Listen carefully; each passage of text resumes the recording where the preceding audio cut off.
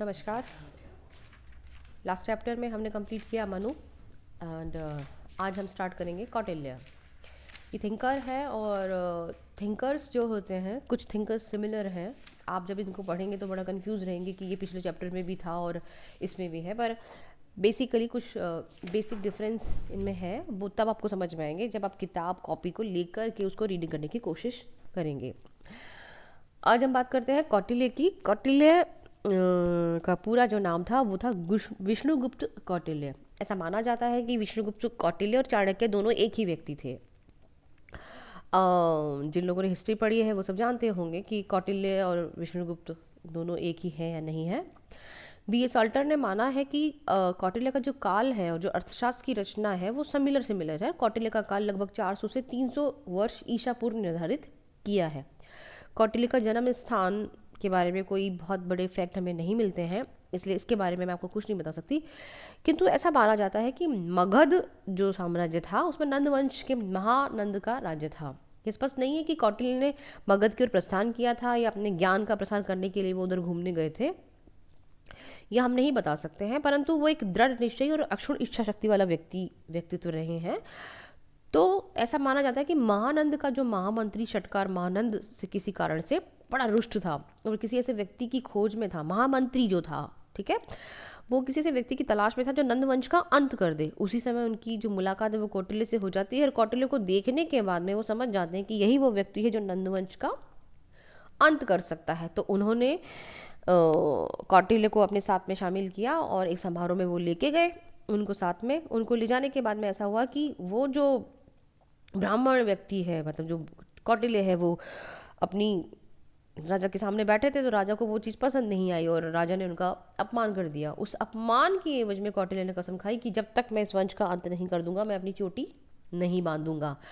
Practically बाद में जो भी कुछ हुआ वो सब हिस्ट्री का पार्ट है। I don't want to go there because history में क्या चीज़ हुई वो मैं आपको नहीं बता सकती। ऑथेंटिक मेरे पास कोई जानकारी नहीं है। किंतु वही कौटिल्य है या ये कौटिल्य अलग है, ये एक कंफ्यूजन का पॉइंट है। But we are reading the Kautilya today.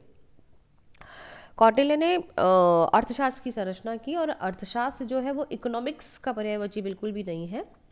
Kautilya का मानना है कि अर्थशास्त्र की विषय वस्तु व्यक्ति के लौकिक आचरण और उसकी उन्नति के बारे में है। लौकिक आचरण का मतलब है उसका मानवीय संबंध, जो वो जिंदगी जीता है। कौटिल्य ने उस मानवीय वृत्तियों को अर्थ की संज्ञा दी है, ठीक है। मानवीय वृत्ति जो मनुष्य रोज जीवन यापन के लिए करता है, जीने के लिए करता है, और मनुष्यों से युक्त भूमि को उन्होंने अर्थ की परिधि में माना है। मनुष्य से युक्त भूमि को उन्होंने अर्थ माना है। Don't go to EARTH, that is Hindi in अर्थ। इस प्रकार मानवीय आचरण और वृत्तियों तथा लौकिक समृद्धि की प्राप्ति, उसका संरक्षण करना, उसके पालन के उपाय करना, ये जो सारी चीजें एक साथ आपको पढ़ने को मिलती है वो मिलकर बनता है आपका अर्थशास्त्र। अर्थशास्त्र में 15 अधिकरण माने गए हैं। 15 अधिकरण का मतलब 15 चैप्टर आप मान सकते हैं। वी कैन कि उसमें 15 अधिकरण है, चैप्टर या अधिकरण है। प्रथम अधिकरण जो है वो राज्य से संबंधित समस्याओं, उसके ज्ञान की शाखाओं और आदि के सैद्धांतिक विवेचन से संबंधित है। अधिकरण 2 में राज्य के प्रशासनिक विभागों या संगठनों और उसके पदाधिकारियों का विवेचन दिया गया है। तीसरे व चौथे अधिकरण में राज्य के दीवानी मामले और फौजदारी मामले और उनकी न्यायिक प्रणाली का अध्ययन दिया गया है। पांचवा अधिकरण ये बताता है कि राजकीय कर्मचारियों में किस तरह का अनुशासन होना चाहिए, उनके अधिकार क्या होते हैं और उनके दायित्व क्या होते हैं। छठे अधिकरण में राज्य की 7 प्रकृतियों या 7 अंगों का विवेचन किया गया है। 7 अंग जो हमने पिछले चैप्टर में भी पढ़े थे, स्वामी, मंत्री, वॉटेवर। सो यहाँ वो चैप्टर नंबर 6 में दिए गए हैं। 7वें अधिकरण की हमें कोई जानकारी प्राप्त नहीं होती है, इसलिए हम 7वें अधिकरण के बारे में आपको नहीं बता सकते। 8वां अधिकरण ये बताता है कि युद्ध क्यों किया जाए, विजय प्राप्त हो तो क्या स्थिति होगी, पराजय यदि आपकी हुई है तो आप कहाँ स्टैंड करेंगे, और सेना क्या होगी, कैसी होगी और किस तरह से उसका निर्माण किया जाएगा। अधिकरण नंबर 9 में बताया गया है कि राज्य के ऊपर यदि आपत्ति आती है तो राज्य उन आपत्तियों से कैसे बचेगा। होता है ऐसा कभी बाढ़ भी आ सकती है, कभी अकाल भी पड़ सकता है, कभी किसी दूसरे राज्य का अटैक भी हो सकता है। तो उन आपत्तियों के बीच में राज्य कैसे अपने आप को स्टैंड करेगा, कैसे राज्य खुद को बचाएगा, वो इस चैप्टर में दिया गया है। 10वां अधिकरण ये बताता है कि युद्ध नीति क्या है। देखिए, हमने अभी मनु में जब पढ़ा था पिछली बार, वहाँ भी हमने पढ़ा था कि युद्ध की नीति क्या होनी चाहिए, युद्ध क्यों हो, कितना हो, सही है कि गलत है। तो वही जानकारी हमें 10वें अधिकरण में अर्थशास्त्र में भी मिलती है। 11वां अधिकरण हमें ये बताता है कि आपातकाल में शत्रु का नाश यदि करना हो, इट्स डिफरेंट चैप्टर, शत्रु का नाश करना है तो हमें क्या करना है, और यदि उसको वश में करना है तो हमें क्या करना है, किस किस नीति का उपयोग करना है। विजेता द्वारा विजेता के प्रति किए जाने वाले व्यवहार का वर्णन भी किया गया है। 12वां और 13वां जो अधिकरण है वो ये बताता है कि विशिष्ट परिस्थितियों में जो राजा है उसके द्वारा जो रक्षा के उपाय अपनाए गए हैं वो क्या होंगे। 14वां अधिकरण ये बताता है कि शत्रु के नाश के लिए आप कितनी विषैली औषधियों का इस्तेमाल कर सकते हैं, वो कौन से मंत्र हैं जो आप यूज़ कर सकते हैं या कर रहे हैं। और 15वां और अंतिम अधिकरण ये बताता है कि अर्थान्वयन के लिए कौन से सूत्र हैं। अर्थ उन्नयन का मतलब हो गया जो आपकी प्रैक्टिकली जो ज़मीन है जिसमें जनता रहती है उसके अंदर जो लोग रहते हैं उनके साथ में आप किस तरह से या क्या करेंगे। ये जो 15 अधिकरण है वो अर्थशास्त्र का बहुत बड़ा हिस्सा है जो ये बताते हैं कि अर्थशास्त्र वाकई में है क्या। भारतीय जो ग्रंथ हम पढ़ते हैं जिसमें राजनीतिक ज्ञान को हम पढ़ते हैं उस ज्ञान को अर्थशास्त्र दंड नीति की संज्ञा देते हैं। दंड नीति, कौटिल्य का मानना है कि दंड नीति को ज्ञान की स्वतंत्र और एक अलग शाखा होनी चाहिए। दंड नीति का मतलब it is a basic reason why the state is there. दंडकारी शक्ति, दंड का मतलब लॉजिक वाली शक्ति, दंड का मतलब अधिकारों और कर्तव्यों के बीच डिफाइन करने वाली शक्ति। तो वो मानते थे कि दंड नीति को एक अलग शाखा के रूप में महत्व दिया जाए और वो दिया उन्होंने। अर्थशास्त्र स्मृतियों की तुलना में एक भिन्न दृष्टिकोण हमें देता है और मनुस्मृति में दंड नीति का प्रयोग हमें नहीं मिलता, लेकिन राजकीय दायित्वों, अधिकारों, राज्य व प्रजा के संबंधों के निरूपण के प्रकरण में राजधन की संज्ञा जरूर दी गई है। मनुस्मृति हमें बताती है कि समाज में आचार संहिता कैसे बने या समाज कैसा हो।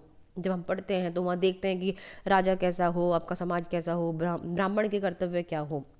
राजनीतिक व्यवस्था को पूर्ण सामाजिक व्यवस्था का एक भाग मान करके मनुस्मृति आपको प्रतीत होती है, लेकिन कौटिल्य दंड नीति का महत्व ज़्यादा दिखाती है।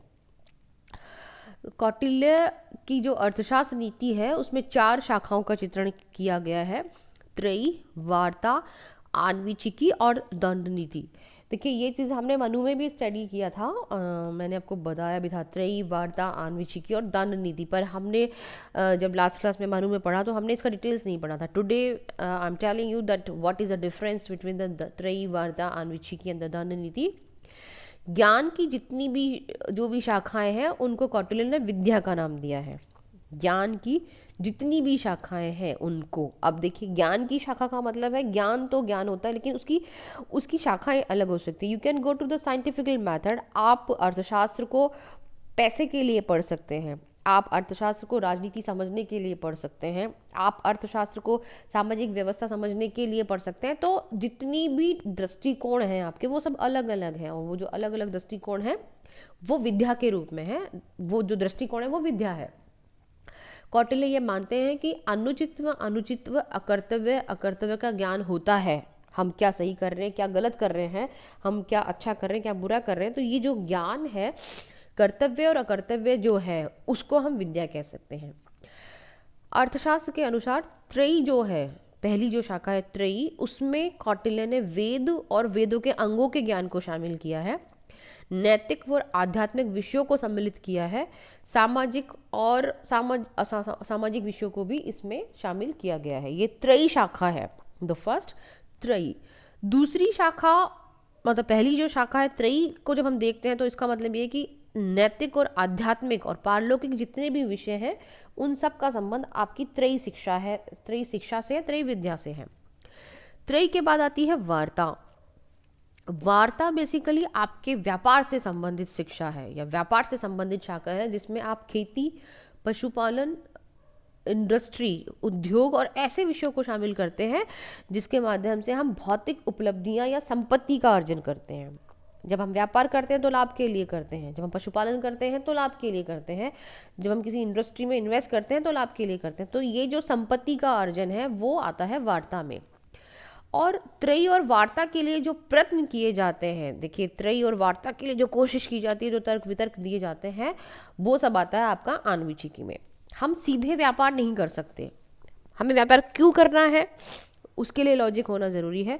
हमें कितना व्यापार करना है वो हमें समझना चाहिए। हमें वेद पढ़ने हैं तो क्यों पढ़ने हैं, क्या हमें प्राप्त होगा, हमने पढ़ लिया तो हम क्या कर सकते हैं। तो ये जो लॉजिकल इन्वेंशन है, ये लॉजिकल बहस है या जो तर्क वितर्क का ज्ञान है वो आन्वीक्षिकी में आता है। इस प्रकार से आन्वीक्षिकी वह मापदंड है जिसके द्वारा व्यक्ति के नैतिक और भौतिक उद्देश्यों को कैसे पूरा किया जाए उसके प्रयत्न इसमें शामिल हैं। और सबसे अंतिम जो है वो है आपकी दंड नीति। दंड नीति एक मनुष्य के जीवन में संतुलन बनाए रखने के लिए काम करती है। दंड नीति मनुष्य को लौकिक और पारलौकिक उद्देश्यों के बीच में संतुलन बनाए रखने के लिए जरूरी है। दंड नीति का प्रवर्तन करने के लिए एक संस्थागत व्यवस्था की आवश्यकता है, और वो जो संस्थागत व्यवस्था है वो व्यवस्था है जिसे हम कहते हैं संप्रभु राज्य। अब ये राज्य कैसे आया, राज्य क्यों आया, राज्य का अस्तित्व किस तरह से आया, ये हम आज नहीं करेंगे, क्योंकि राज्य की उत्पत्ति में जब हम मनु को पढ़ते हैं तो हम पढ़ते हैं कि मनु ने राज्य को ईश्वरीय मूवमेंट बताया। ईश्वरीय का मतलब देवताओं का अंश बताया, और उन्होंने कहा कि जो राज्य है वो ब्रह्मा ने देखा नीचे की असमानता है, तो राज्य का इन्वेंशन हुआ देवताओं से। पर कौटिल्य इसका दृष्टिकोण जस्ट उल्टा रखते हैं। वो क्या दृष्टिकोण रखते हैं वो अब हम अगली क्लास में डिस्कस करेंगे। Thank you.